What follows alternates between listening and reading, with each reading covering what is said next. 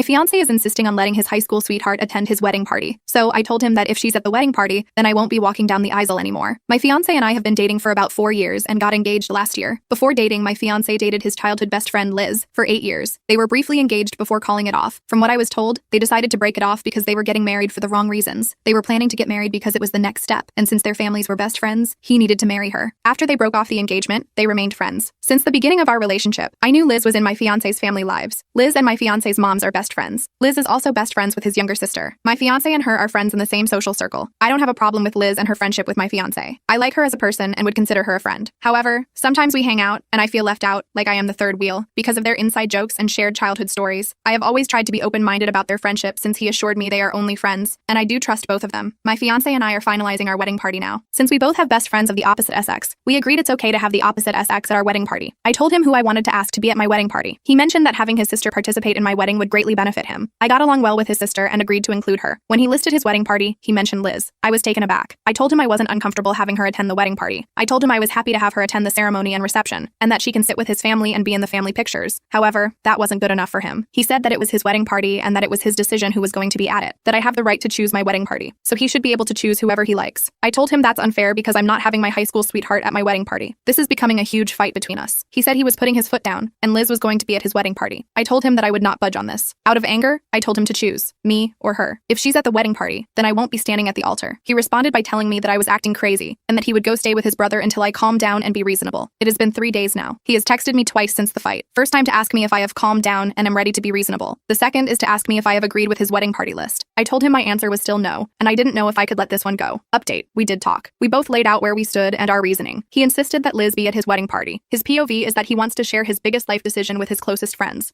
who have stayed by him since he was a baby. I get that. I truly do. And I also want my best friends to stand there. It did make me feel like the asshole for being so against it. However, I can't change how I think. I still don't want her to be in the wedding party, but I'm willing to let it go. However, this fight brought a lot of issues to the surface. For one, her involvement in our relationships going forward. Second, he can walk away easily during a fight. I don't accept how this fight went about. Marriage is forever. We will have bigger fights in the future, but a fight should never end with one side walking away. Third, I was unhappy with his insistent request for her to be at our wedding party. If the role had been reversed and he had insisted that my best friend not attend the wedding, I would have done so because it's our day, not just mine. I believe compromise is important in a marriage. I didn't see any signs of his willingness to compromise. So, after all that, we are still engaged. However, we have decided to postpone setting a date for the wedding. We are thinking of maybe a wedding sometime in late 2025. We are going to see if we can build back the trust that we had and if we can build a stronger foundation for our relationship.